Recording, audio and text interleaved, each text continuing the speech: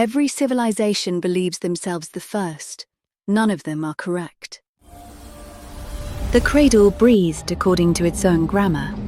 The crossing creatures moved in columns across flooded lowlands before language existed for the act of migration. Life obeyed the clean mathematics of hunger and purpose. A triad of moons governed the tides of a world that had not yet learned to want anything other than what it already was. I have walked among the oldest memories of the archive, present as a ghost to that era, seen but unfelt. The Beast Lords did not register my presence as a threat or wonder. I was, to them, simply another variable in the equation of the day.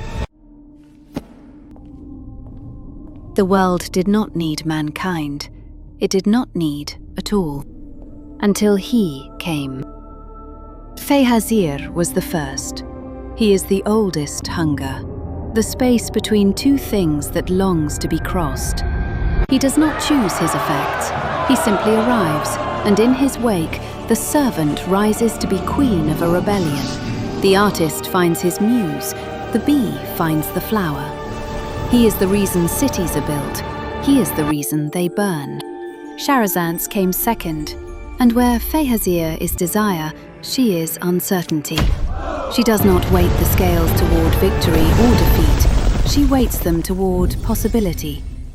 She found in the Romanisti prince a vessel whose glib surrender to chance was, paradoxically, the closest any mortal had ever come to understanding her. Zalareth needs no introduction. She has always been here. The world had simply not yet learned to look at her directly. She is not cruelty. She is the closing argument, the hush after the last breath. Then one of their creations learned to command as his makers did. The introduction of mortal will into the world's architecture was, from a systems perspective, the introduction of an uncontrolled variable. Life had always contained the capacity for disruption, but mortal will, the ability to reach past the boundaries the dreamers knew as law, this was something the world's order had no prior framework to absorb. And mortals reached. They always reach. This is not a flaw, it is their design. They built, they named, they taught their young the grammar of fire and stone and elemental communion. They raised impossible cities filled with wonder that should not have been.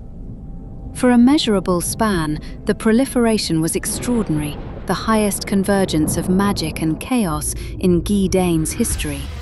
The outcome was predictable.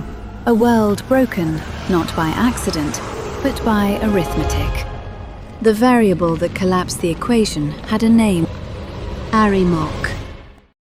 I have filed the mutation accordingly. I am prepared for its threat.